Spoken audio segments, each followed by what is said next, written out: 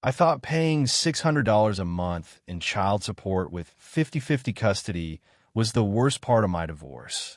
I had no idea it was about to become the least of my problems.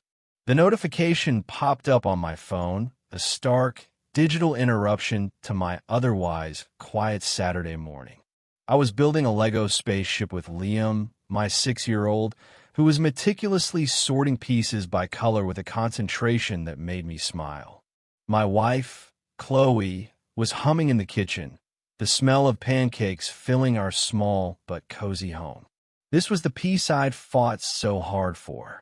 The email was from Oak Ridge Academy, the private school my ex-wife, Sarah, had insisted on. My eyes scanned the subject line, urgent, regarding annual tuition payment. My heart did a familiar, unpleasant lurch. The $8,000 tuition was my responsibility, 60% of it, to be exact, a figure etched into my brain from our divorce agreement. I'd already set up the payment plan, the first installment due in 2 weeks. This had to be a mistake. I opened the email, my coffee turning cold and forgotten on the table next to me. Dear Mr. Thompson, it began politely enough. We are writing to inform you that the full annual tuition for Liam Thompson was received last week. Thank you for your prompt payment. This email serves as your official receipt. I stared at the screen, confusion warring with a slow dawning dread. I hadn't paid it. A cold finger of anxiety traced its way down my spine. This wasn't right. Dad, look. The laser cannon. Liam held up a constructed piece, his face beaming. That's awesome, buddy. Want to see? I said, my voice tighter than I intended. I stood up and walked into the kitchen, showing Chloe the phone. Her smile, usually so quick to ease my worries, faded as she saw my face. What's wrong? She asked, her voice laced with immediate concern. She wiped her hands on a towel, her focus entirely on me. I don't know. I muttered, my mind racing. The school says the tuition is paid in full. But I didn't pay it. Chloe's brow furrowed. Maybe Sarah paid it? As a gesture? You said the mediation was tense. Maybe she's trying to, I don't know, extend an olive branch after everything. A bitter laugh escaped me. Sarah? An olive branch? After she called me a deadbeat, stormed out of the coffee shop, and had her mother send me texts calling me less than a man? No, there's no way. The successful mediation from a month ago felt fragile now, its peace threatened by this bizarre anomaly.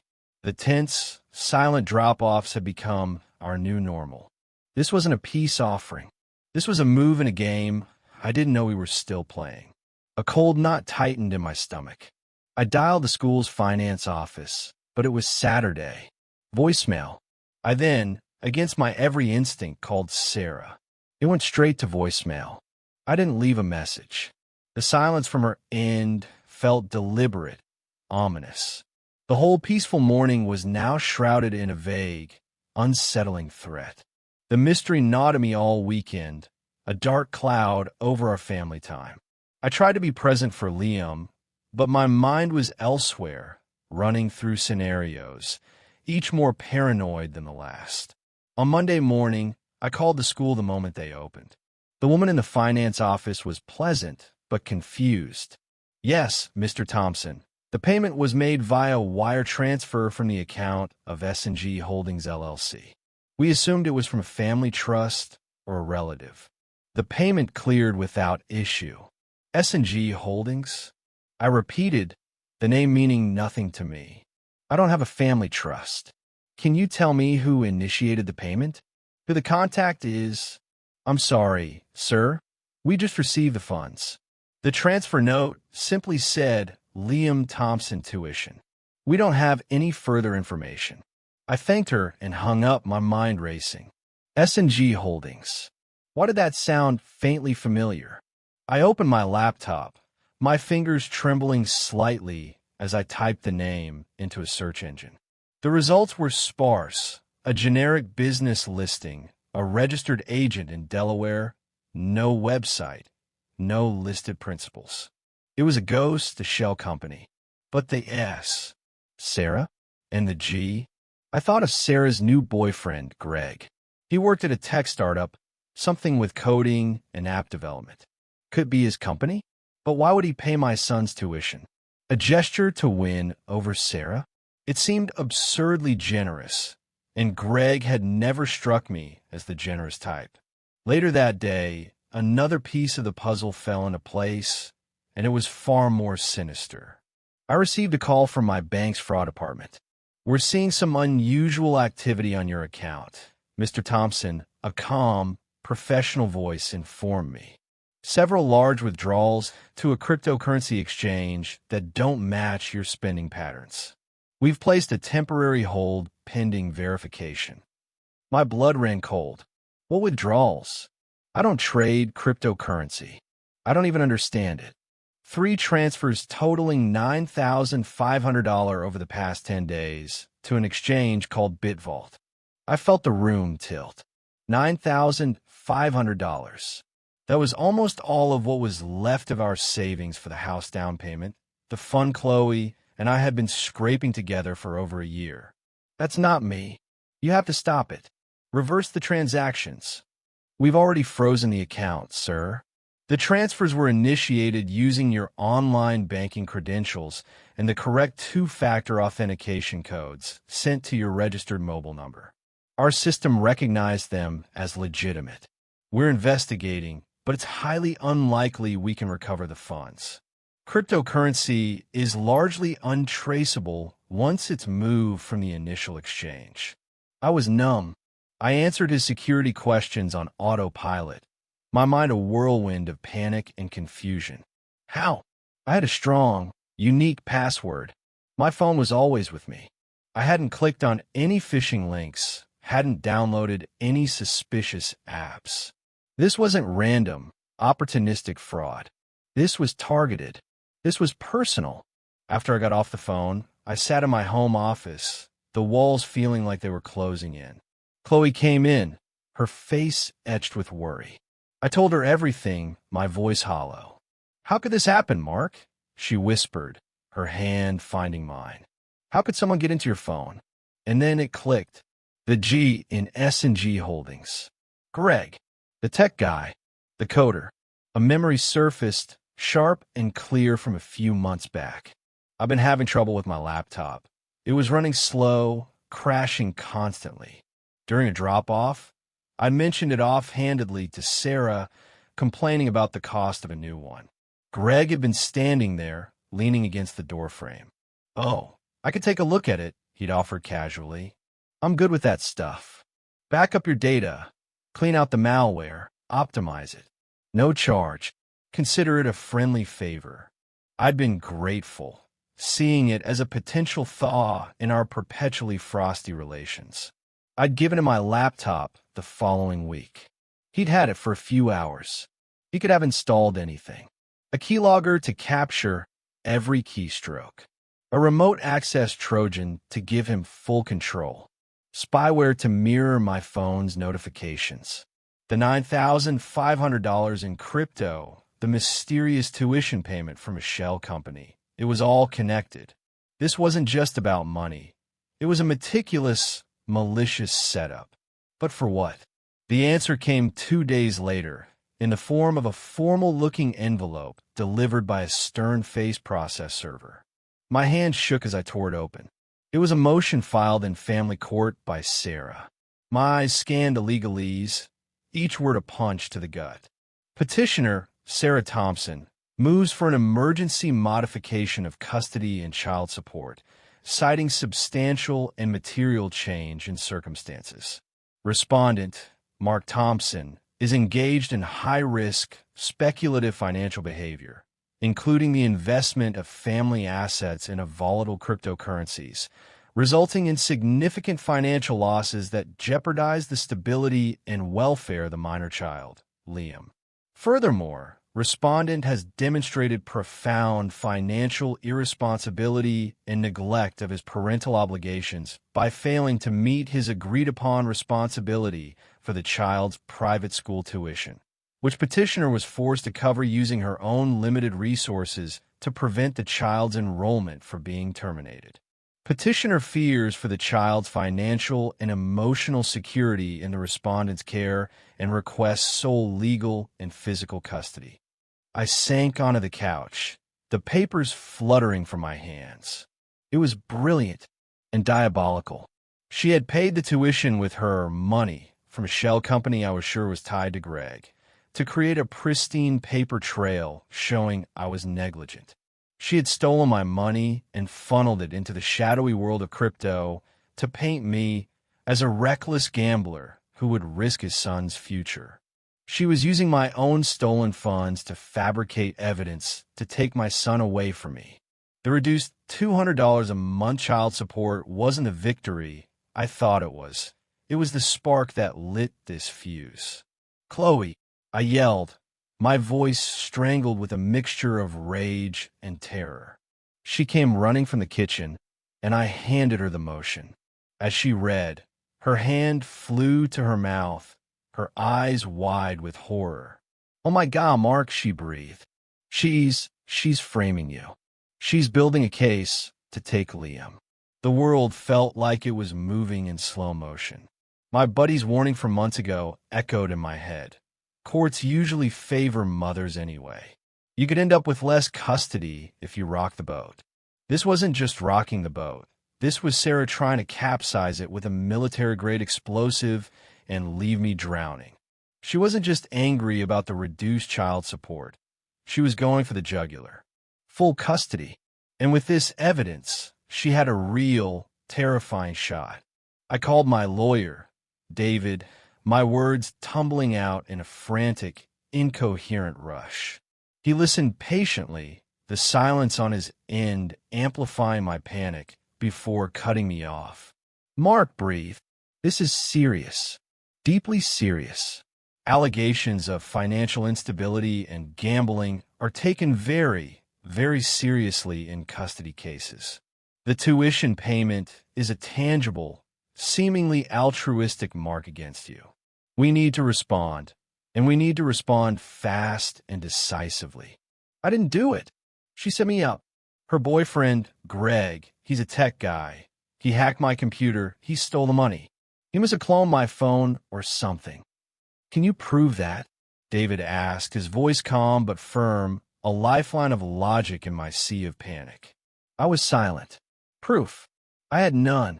Just a gut feeling, a series of bizarre coincidences that formed a terrifyingly clear picture for me, but would look like paranoid ramblings to a judge. "No," I admitted, the word tasting like ash. "Not yet." "Then we have a significant problem. The court sees what's on paper. The court sees that she, the mother, heroically paid the tuition you were responsible for. The court sees clear evidence of crypto transfers from your account. We need to find proof, and we need to find it before the emergency hearing. You need to think. Did you give anyone access to your devices? Did you write down your passwords? Anywhere? Did you use a public Wi-Fi network?" I told him about Greg and my laptop. David was quiet for a moment. "That's a start. It's circumstantial, but it's a narrative we can build. We need a digital forensics expert, and a good one. And we need to subpoena the records for this S&G Holdings and the crypto exchange to try and follow the money. Mark, I have to be frank. This is going to get expensive. Very expensive. The catch, 22 I'd always feared, was now a terrifying, inescapable reality. I was fighting for my son, and the fight was going to cost me every penny I had left, and then some. The $600 child support argument felt like a trivial disagreement from a blissfully ignorant lifetime ago. The next week was a blur of suffocating panic and frantic investigation.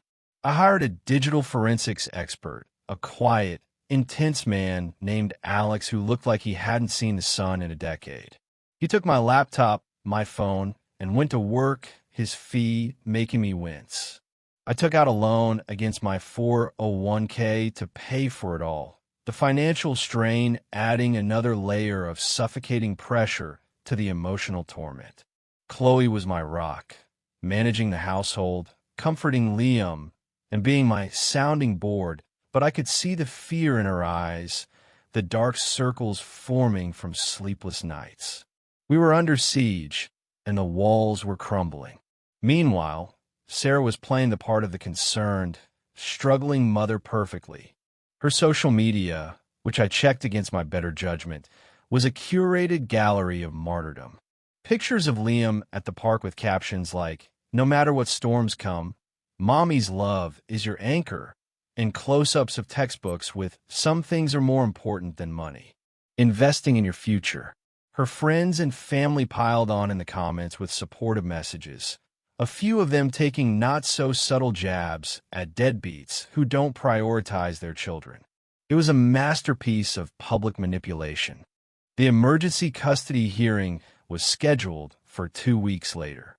The days bled into each other, a nightmare of legal prep, strained, hushed conversations with David, and trying to maintain a fragile sense of normalcy for Liam, who was blissfully unaware that his future was the subject of a brutal, behind-the-scenes legal war. I clung to the moments with him, reading bedtime stories and helping with his soccer practice, each happy moment shadowed by the crushing dread that it could all be taken away. 2 days before the hearing, Alex, the forensics expert, called. "I found it," he said, his voice crackling with professional satisfaction. "It's a piece of malware, very sophisticated. A remote access Trojan called Shadowhook. It was buried deep in your system registry. It logs keystrokes, captures screenshots, and gives the attacker full, real-time control of the machine. It was installed on the day you said you gave your laptop to Greg. Furthermore, I found a mobile component that was used to intercept your two-factor authentication SMS codes and forward them to a burner email account. I felt a surge of vindication so powerful it made me lightheaded. I had to steady myself against the wall. Can you prove it was him?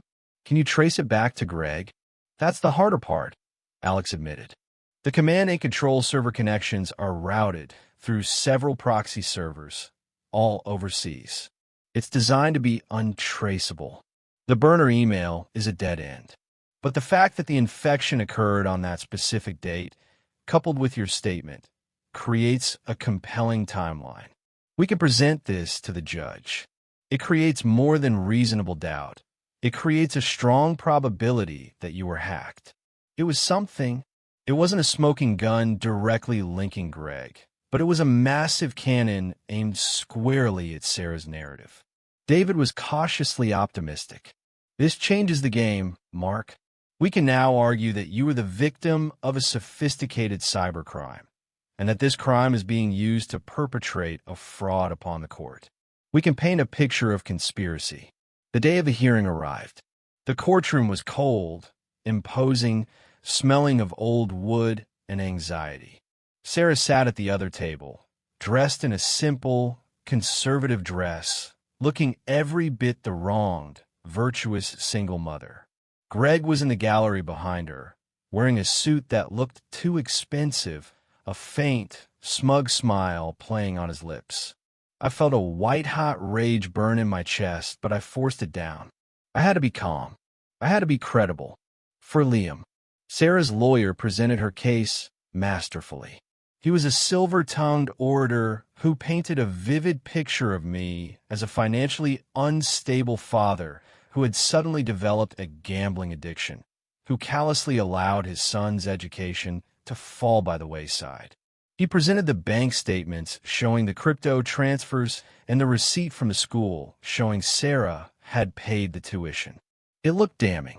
The judge, a stern-faced woman in her 60s named Judge Wilkins, listened intently, her expression unreadable. Then it was our turn. David stood up, his demeanor calm and confident. "Your Honor, if it pleases the court, my client is not a gambler. He is the victim of a sophisticated and malicious cybercrime, a crime we can directly link to the petitioner's cohabitant, Greg Sanderson. You could have heard a pin drop." David walked the judge through Alex's forensic report, explaining the Shadowhook malware, the precise date and time of installation, the interception of the two FA codes, and the subsequent theft of funds. He presented a timeline that showed the laptop was in Greg's possession at the exact time the malware was installed. He argued that the tuition payment from S&G Holdings was not an act of maternal responsibility, but a calculated move in a scheme to fabricate evidence and defraud the court. This is not a case about a father failing to provide, David concluded, his voice resonating in the quiet room. This is a case of a mother and her associate conspiring to alienate a loving, devoted father from his son through criminal means. They stole from him to create the illusion that he is irresponsible. They are the ones who have demonstrated a profound disregard for the law and for the well-being of the child by engaging in this malicious charade. Sarah's lawyer jumped up, objecting, calling it speculation and character assassination. But the damage was done. The narrative had been shattered. Judge Wilkins's eyes narrowed as she looked over the forensic report. She asked David a few pointed questions about the technical details, then turned her gaze to Sarah. "Ms. Thompson," she said, her voice like ice, "this S&G Holdings. Can you explain your connection to this entity?" Sarah shifted in her seat, her composure cracking. It's an investment group, a silent partner. I had a small windfall, and I used it to secure my son's education. And the source of this windfall, the judge pressed. I'd rather not say. It's personal." The judge's expression made it clear she found that answer wholly unsatisfactory. She didn't rule from a bench. She took the matter under advisement, stating she would have a verdict in 48 hours. Those were the longest 48 hours of my life. I didn't sleep. I barely ate. I just held Chloe and tried to pretend everything was okay for Liam, my smile a fragile mask over a chasm of fear. The call came on a Wednesday afternoon. David was on the line. "Mark," he said, and I could hear the unmistakable smile of victory in his voice. She denied the motion. All of it. She called the evidence against Sarah and Greg highly compelling and deeply troubling. Not only that, but she is referring the entire matter, the stolen funds, the hacking, the fabricated evidence, to the district attorney's office for investigation of possible charges, including computer fraud, identity theft, wire fraud, and conspiracy. She also, on her own motion, granted you temporary primary physical custody pending the outcome of the criminal investigation, citing the need for stability for Liam in the home that has not been implicated in potentially criminal activity. The relief was so physical, I had to sit down, my legs giving way beneath me. I buried my face in my hands, and sobs I didn't know I was holding and racked my body. Tears of relief, of fear, of sheer exhaustion streamed down my face. Chloe wrapped her arms around me, crying with me. It was over. We had won. The fallout was swift and brutal. The police investigation into Sarah and Greg began in earnest. Facing the prospect of serious felony charges and prison time, Greg, in a desperate effort to save himself, cut a deal with the prosecutors and gave a full, sworn confession.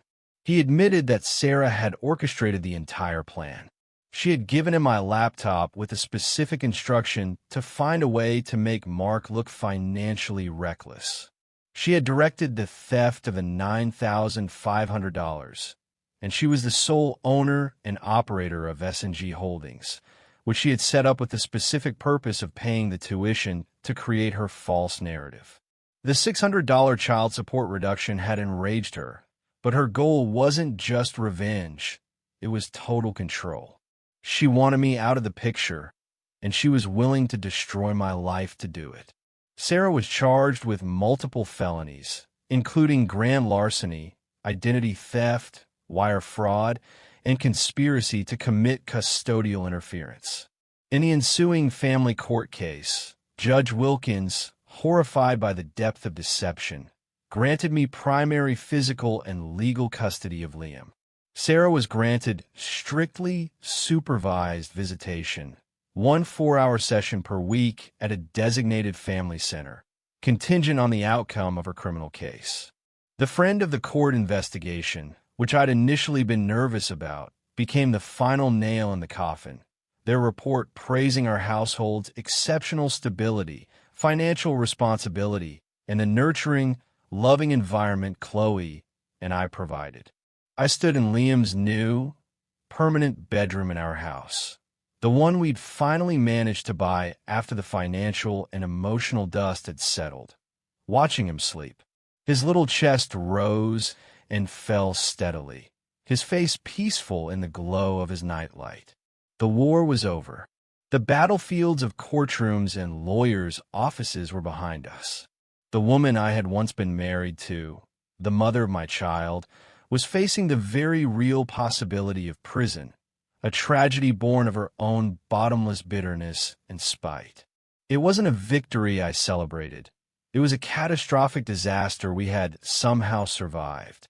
The $600 had started it all, a pebble that triggered an avalanche that nearly buried us all. But as I looked at my son, safe and sound and loved in his own bed, in his own home, I knew I would have paid 100 times that amount. I would have fought until my last breath to have him here with me. The money never really mattered. It was always only about him.